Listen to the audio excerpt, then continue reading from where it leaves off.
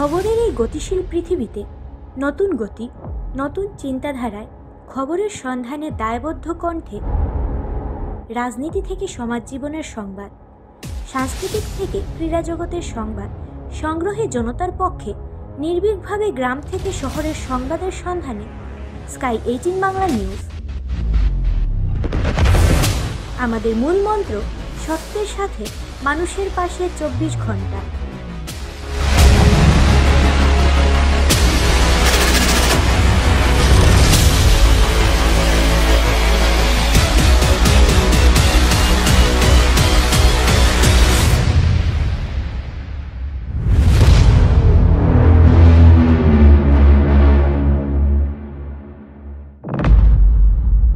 নমস্কার, স্কাই 18 বাংলা নিউজে আপনাদের সবাইকে স্বাগত জানাই। আমি রাজশ্রী। প্রথমেই দেখে নিচ্ছি আজকের সংবাদ শিরোনাম। ডিলিমিটেশনের বিরুদ্ধে মামলা হাইকোর্টে। করিমগঞ্জ রেডক্রস সোসাইটিতে দন্ত চিকিৎসা পরিষেবা আরম্ভ। ভাষা গৌরব সপ্তাহ উদযাপন করিমগঞ্জ।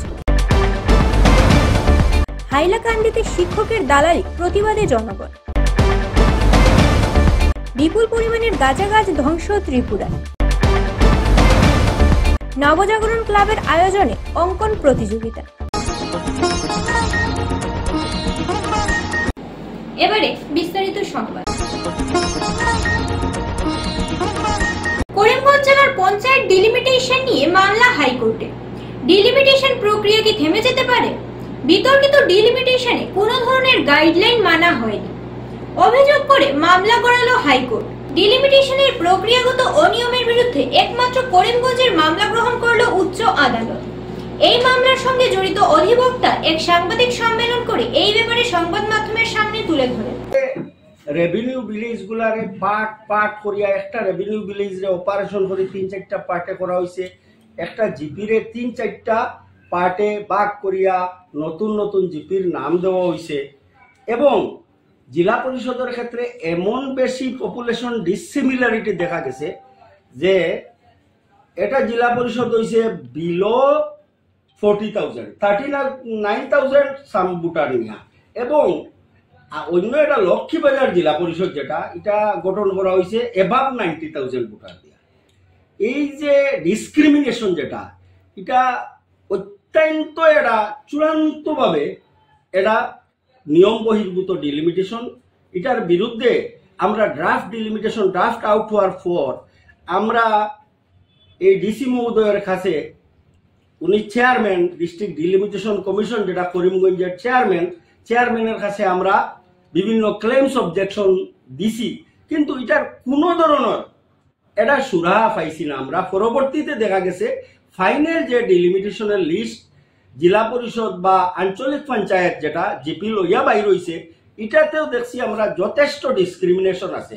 তখন কোনো রাস্তা না পাইয়া আমরা জনসাধারণের কোনো যে রেসপন্স না দেওয়ার কারণে বাধ্য হইয়া আমার বন্ধু প্রাক্তন গান্ধাই ব্রাহ্মণ শাসন জেলা পরিষদের প্রতিনিধি আমার মৌলানা আব্দুর রুফ সাহেব আমি নিজে আমরা বাধ্য হইয়া গিয়া উচ্চ আদালতে হাইকোর্টে আমরা এটা পিআইএল দাখিল করছি। আমরা পিআইএলটা অ্যাকসেপ্ট হয়েছে। আমরা পিআইএল এর নাম্বার হইল 13,372। আমার কথাটা হইল একটু আমি গাইডলাইনটা আপনারা তুলিয়া ধরতাম পারি। আর গাইডলাইনটা হইল যে পঞ্চায়েত অ্যাক্ট 1994 সেকশন 5 ক্লজ 1 ইকানো এমেন্ডেড ক্লিয়ারলি কোয়া হয়েছে the government will notify the district as per the density of population. এখানে 3 ক্যাটাগরিতে ডিস্ট্রিক্টে ভাগ করা হয়েছে as per the density of population।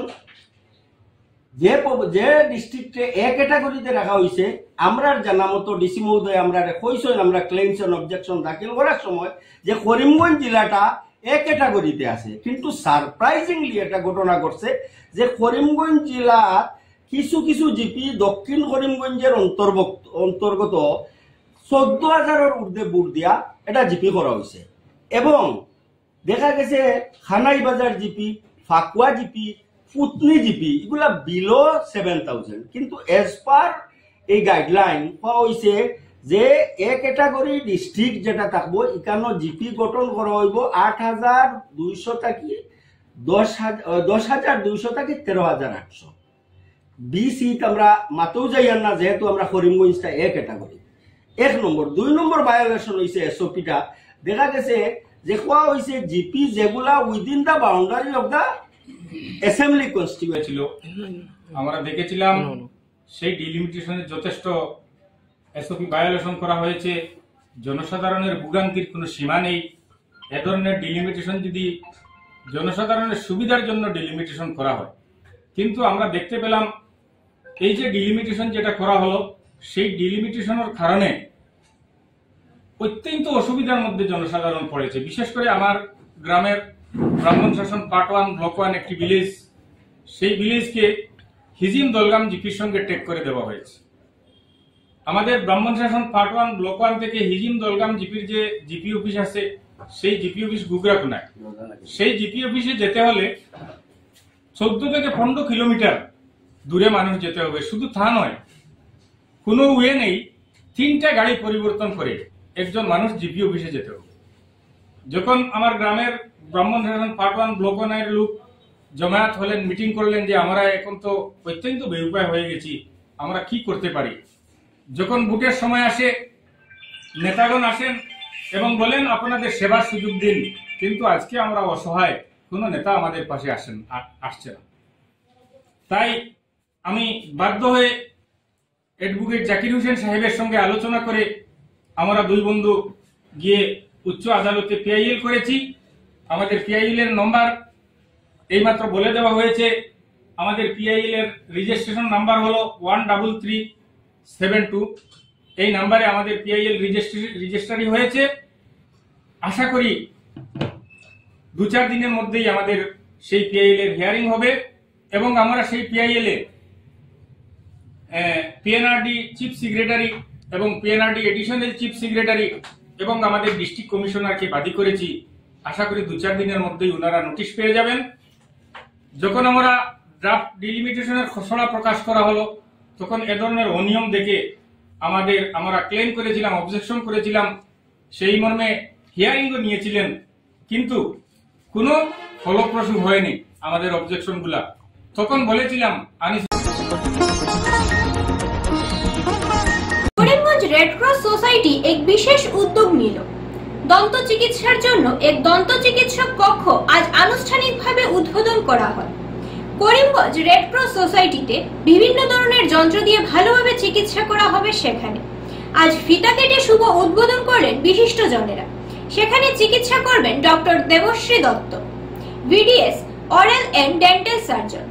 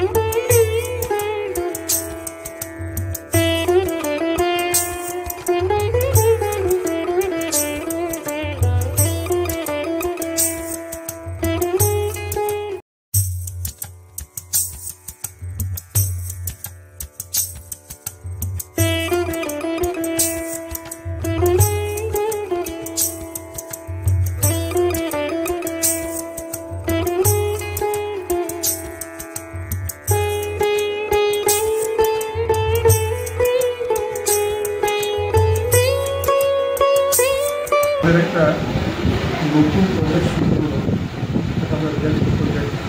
আমরা অনেকদিন আমাদের ইচ্ছা ছিল এই প্রজেক্টটাকে আমরা আরম্ভ করতে পারি। তো করতে গেলে যে ডাক্তারের প্রযুক্তি, ডাক্তারের অভাব এখন আমাদের স্থানীয় এসছে, তিনি এগিয়ে আসায় আমরাও সাহস দিয়েছি।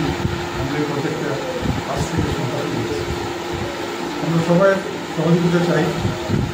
আশা করি স্থানীয় ডাক্তার আমাদের সবার মঙ্গল করতে পারে।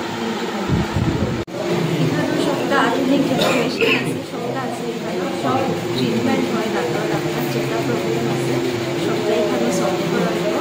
আমাদের আইবা থাইলে আইয়া দেখবা, আমরা আপনারা সেবা করার তো দেখা যায় যেটা একটা তো মেজর প্রবলেম যেটা শুধু পান খাই মানুষের পান থেকে যেটা বহুত প্রবলেম হয় দেখা যায়।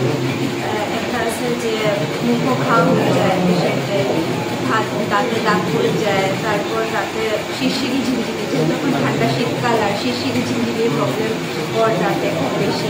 বাচ্চাদের মধ্যে দেখা যায় খুব বেশি সুগার কন্টেন্ট মিষ্টি খাওয়ার প্রয়োজনে গিয়া তারা দাঁত খুব খারাপ হয়ে গিয়া। তো এই সবটা প্রবলেমের আপনি এখানে সলিউশন পাইবা খাইতে আমরা সবার হেলথে আমি ডেন্টাল হেলথ স্টার্ট করছি 10%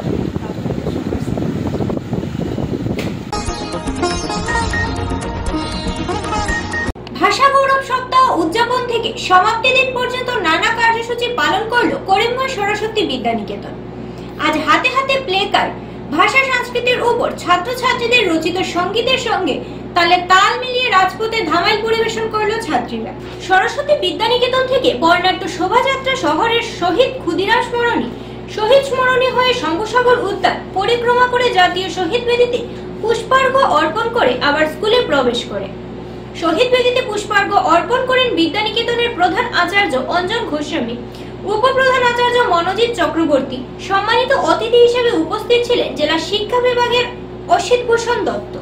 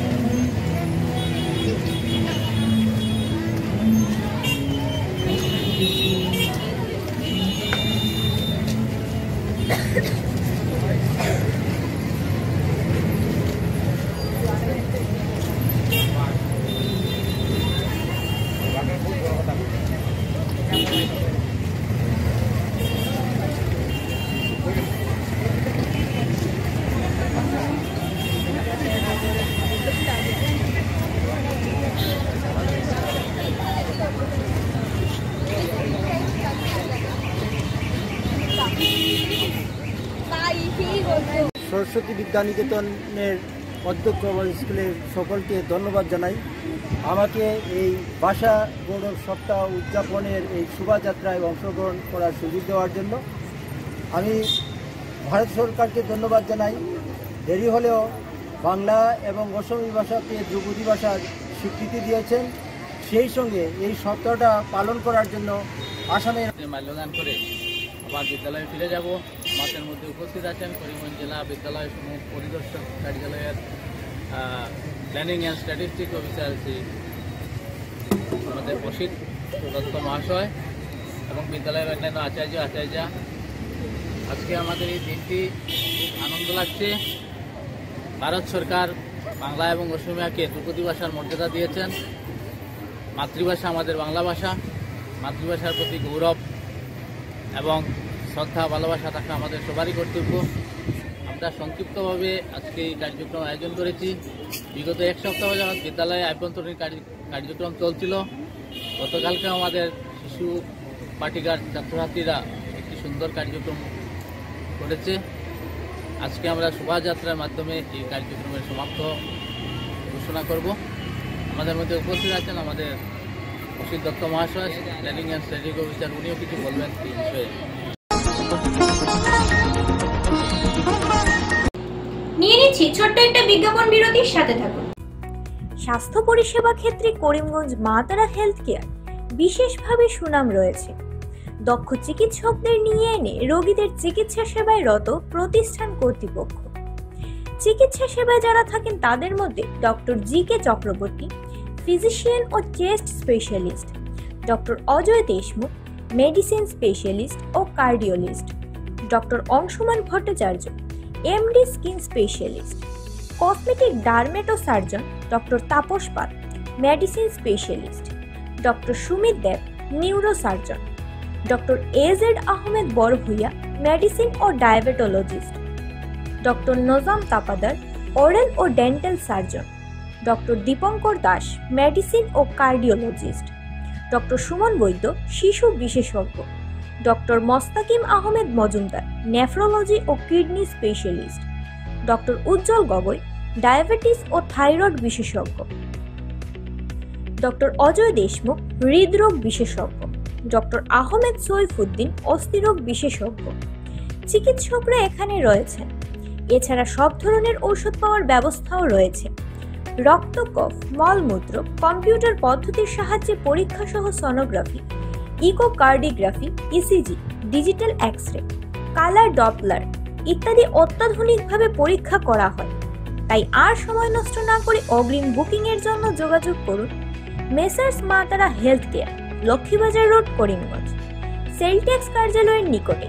আমাদের যোগাযোগ নাম্বার 7896065923 এবং 8876337065 এবং 9435585637 এবং 9127420429। রোগীদের সন্তুষ্টি আমাদের পরম তৃপ্তি।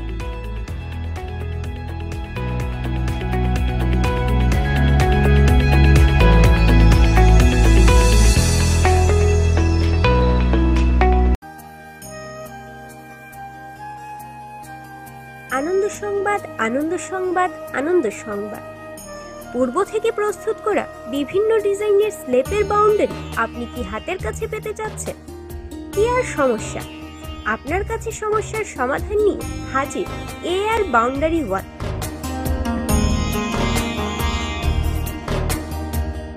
স্বল্প খরচে পূর্ব থেকে প্রস্তুত করা বিভিন্ন ডিজাইনের বাউন্ডারি ওয়াল পাওয়া যায়, তৎসঙ্গে শ্রমিক ভাড়া লাগিয়েও দেওয়া হয়।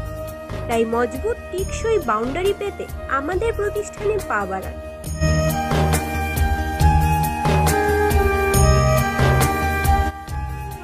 আমাদের সামগ্রী বিক্রি প্রতিষ্ঠানের ঠিকানা এআর বাউন্ডারি ওয়াল, নিলামবাজার, পশ্চিম বালিয়া, দুর্গানগর রোড, করিমগঞ্জ। আমাদের যোগাযোগ নাম্বার 6000541442 এবং 8798785850। গ্রাহকদের সন্তুষ্টি আমাদের সংকল্প।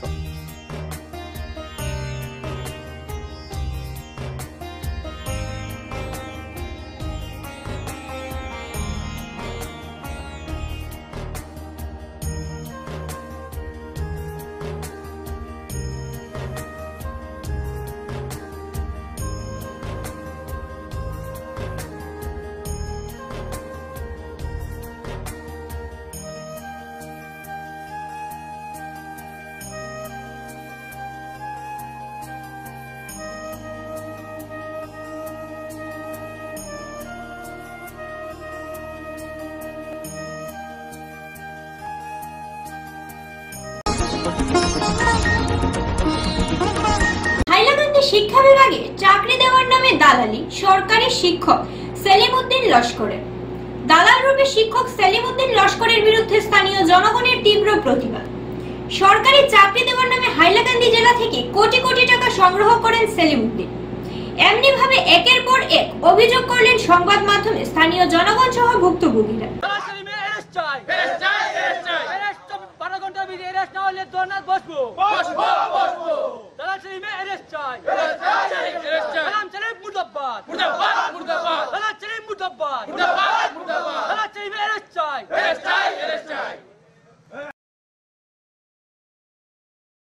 একটা অভিযোগ হইল গিয়া হে তার গড়টা বেচতে পারেন না, কারণ হইল গিয়া গড় সবসময় তার কেন দালাল মানে হে দালালি করে, এই কারণে সবসময় মানুষ তার গড়ে থাকুন, এর লাগি দালাল সেলিম বাগিয়া সবসময় বাইরা থাকে। কিন্তু হে হইল গিয়া এলিগেশন লাগাইছে যে আমরা তারে থাকতে দিই না এত অঞ্চলের মানুষে, কিন্তু হে দালাল এই কারণে হে গড় থাকতে পারে না, কারণ যে সময় হে গড় আইয়া ঢুকে ওই সময় 4-5টা মানুষ হয়ে যায়, যে সময় হে গড় আইয়া ঢুকে ওই সময় 4-5টা মানুষ হয়ে যায়। এরপরে হইল গিয়ে হে একটা এলিগেশন লাগাইছে যে তার এখানে গিয়া মারপিট করা হয়েছে তারে। আপনারা ভিডিও ফুটেজ আছে, আপনারা মিডিয়াগুলোর কাছে দেখিয়া নিবা তার হইল গিয়া ই ভিডিও ক্লিপেই যে আমরা কোনো মানুষে তারে হাতও ধরছে না। এরপরে তার লগে গুন্ডা বাহিনী আসুন সবসময় হইল গিয়ে রাইট তারে স্কট দেন, তার লগে ঘুরইন, এই সেই আমার বাড়ির সামনে আইয়া আমরা বাপসা সাইন সব মানুষ এখানে আইয়া হইল কি দা লইয়া হে আমরা কুদিছে, রাত্রে আইয়া দা লইয়া গেছে, উঠিয়া কইছে যদি কেউ আয় ইকানো মারমু, ওই কারণে আমরা সব ডরাইয়া হইল কি আমরা কারণ একজন ভদ্র সমাজের গড়ের ছেলে আমরা হইল কি ডরাইয়া তারে দালাল সেলিম হে একজন দালাল মানুষ, এর লাগি তার কাছে ব্যাকআপ আছে, এর কারণে আমরা সব হে চাকরি দিত কইয়া কমসে কম তো কইলাম মোর দেন 100 to 200 মানুষ হইল কি হে ইয়ে করছে, মানুষের কাছ থেকে পয়সা লইয়া আপনি চিন্তা করেন একটা এলপি স্কুলের মাস্টার হে মাস্টার হইয়া হে একটা হন্ডা শোরুম খুলছে, হে গুয়াহাটি জমিন লইছে, এইগুলা তার গাঁর আমরার গাঁর তার গাঁও সেম গাঁর মানুষের বাইশ্য সেজেন হে এইরকম করে, এর লাগি এটারে অ্যারেস্ট করা মানে একদম জরুরি হইয়া দাঁড়াইছে। এর লাগি আমি হাইলাকান্দি প্রশাসনরে বারবার অনুরোধ করি আর যে দালাল সেলিম রে অ্যারেস্ট করার লাগি। আমরা দালাল সেলিমের এগেইনস্টে এফআইআর করছি, আমরা হইল গিয়ে এখন পুলিশের দ্বারস্থ লইছি এবং প্রয়োজনে আমরা আবারও পুলিশের লগে সহযোগিতা করমু। এই লাগিয়া দালাল সেলিম মুর্দাবাদ, দালাল সেলিম মুর্দাবাদ, দালাল সেলিম মুর্দাবাদ।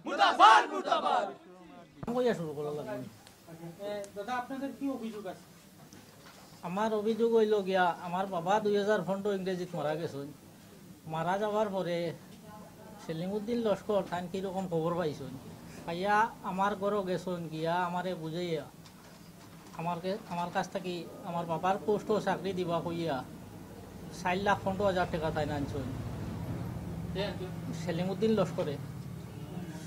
আনে তো 1 বছর ভিতরে চাকরি হয়ে যাব কইয়া আনছেন, পরে দীর্ঘ 9 বছর গেছে গিয়া। এখন আমি তার কাছে চাকরি হয়েছে না টাকা দেও পূজাত যাবার করে তাই আমার উল্টা গরম দিয়া তান করে একদিন মারতা আসলো। পরে আমি আমার জাহিদ বাইরে আমার আত্মীয় থানতে কইছি যে ওলা বিয়া তাই কইলে আচ্ছা ঠিক আছে আমি একবার মাতিয়ে দেখমু। মাথা যাওয়ার সময় তাই ঘর থেকে বাইরে হয়ে গেছিল যাইতে থানতে আমরা রাস্তাত পাইছি, খাইয়া কইলাম তোলা ভাইতাম আসলো, তখন তাই কইছেন বিকালে শোরুমও আই যাইবা ওখানে আমি থাকবো। ও নিতুল ভাইয়ে আমার গড় আর ওই সেলিমের গড় বর্তমানে 4-5 বাড়ি এই দিক সেই দিক। আমি নিতুল ভাই আমার কইছেন যে এখানে যাবা লাগবো, ওলা আমার তো টেকা মানে 5-9 বছর থাকিয়া টেকা আমার সেলিম কই একজন মানুষে নিছে।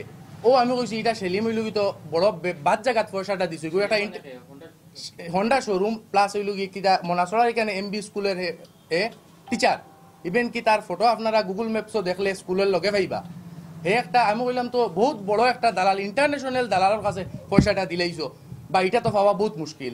ও তাই না আমারে কইলা যে ভাই তুমিও আমার লগে চলো না, তোমার তো পাড়া প্রতিবেশী হে, নিশ্চয় আমার কথা মানেন না, আমার 9 বছর থেকে 18, এই কারণে তুমি যদি আমার লগে থাকো তাহলে হে কিমান মানতে পারে পাড়া প্রতিবেশী হিসাবে। ও বলে আমি গেছি তার ওখানো, যাওয়ার পরেও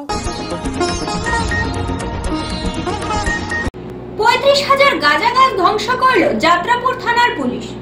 গণ অভিযোগের ভিত্তিতে অভিযানে নেমে প্রায় 35,000 গাঁজা গাছ ধ্বংস করল ত্রিপুরার যাত্রাপুর থানার পুলিশ। সকালে সেখানকার থানার ওসি সুব্রত দেবনাথ বিশাল টিএসআর বাহিনীর সঙ্গে নিয়ে গিয়ে নির্ধারিত সংরক্ষিত বনাঞ্চলে অভিযান চালিয়ে 35,000 গাঁজা গাছ কেটে ধ্বংস করে দেন। এ মর্মে ওসি দেবনাথ বাবু জানান, আগাম খবরের ভিত্তিতে ছক কষে এমন অভিযান চালানো হয়, তবে এতে কোনো ধরপাকড়ের খবর নেই।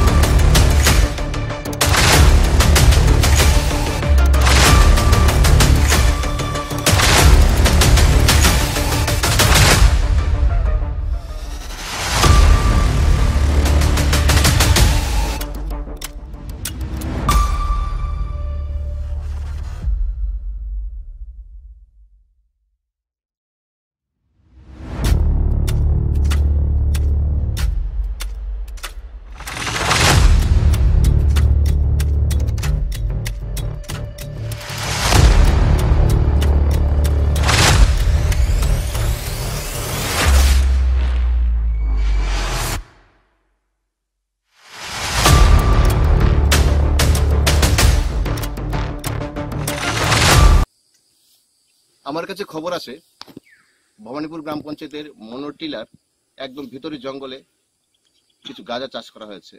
সেই গোপন সূত্রের ভিত্তিতে আজকে ভোরবেলা আমি, আমার সাথে আমার থানার inspector Arup Debbarma, sub inspector Shubhankar Saha, PSI Sujit Reang, ASI Kapurai Debbarma এবং আমার 11 ব্যাটালিয়ন টিএসআর বাহিনী আমরা নিয়ে ঢুকে পড়ি জঙ্গলে। মনোটিলা পেরিয়ে অনেক দূর আমাদের আসতে হয়েছে জঙ্গল পেরিয়ে। তো লাস্টে অবশেষে আমরা জায়গাটা বের করতে সক্ষম হয়েছি। ওখানে দেখলাম আনুমানিক 35,000 গাঁজা প্ল্যান করা হয়েছে। আমরা সবাই মিলে ওই গাঁজাকে সম্পূর্ণরূপে ডাস্টে করে দিয়েছি। প্ল্যানগুলোকে আমরা যেখানে যেখানে যেদিকে খবর পাচ্ছি আমরা গাঁজা প্ল্যান্ট ডাস্টে করছি। ওকে, থ্যাংক ইউ। সংস্কৃতি মনস্ক লোকেদের হৃদয়ে বাড়তি আনন্দ দিতে নানা কার্যক্রম। বিজয়া সম্মেলন ও দীপাবলির পরিপ্রেক্ষিতে বিশেষ পদক্ষেপ গ্রহণ ক্লাব নবজাগরণ সংঘের। করিমগঞ্জ শহরের বনমালী রোড স্থিত ক্লাব প্রাঙ্গণে দুদিনের জন্য রয়েছে নানা কার্যক্রম। আজ সে ছিল বসে আঁকো প্রতিযোগিতা। কার্যক্রমে সংখ্যাকৃত প্রতিযোগিতায় অংশগ্রহণ করে নিজের সূক্ষ্ম প্রতিভা তুলে ধরেন। ছিল অন্যান্য প্রতিযোগিতামূলক কার্যক্রম। রবিবার রয়েছে অন্যান্য কার্যক্রম যা সবার উপভোগ্য হয়ে উঠবে এমনটা আশাবাদী ক্লাব কর্মকর্তা।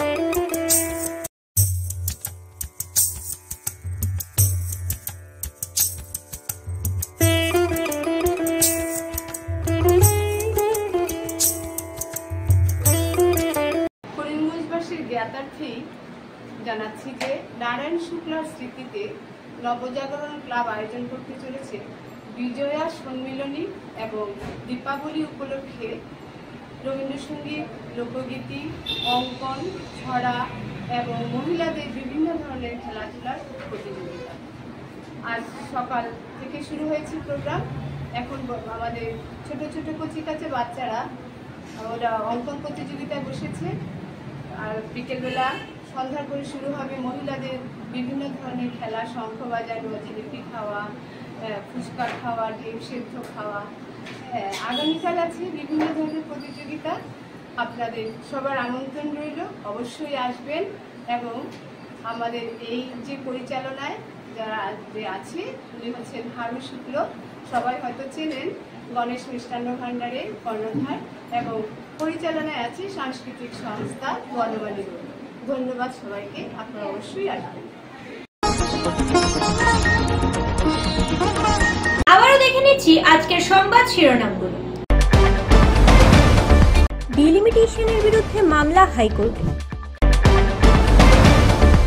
করিমগঞ্জ রেডক্রস সোসাইটিতে দন্ত চিকিৎসা পরিষেবা আরম্ভ। ভাষা গৌরব সপ্তাহ উদযাপন করিমগঞ্জ। হাইলাকান্দিতে শিক্ষকের দালালি প্রতিবাদে জনগণ। বিপুল পরিমাণের গাঁজা গাছ ধ্বংস ত্রিপুরায়। নবজাগরণ ক্লাবের আয়োজনে অঙ্কন প্রতিযোগিতা।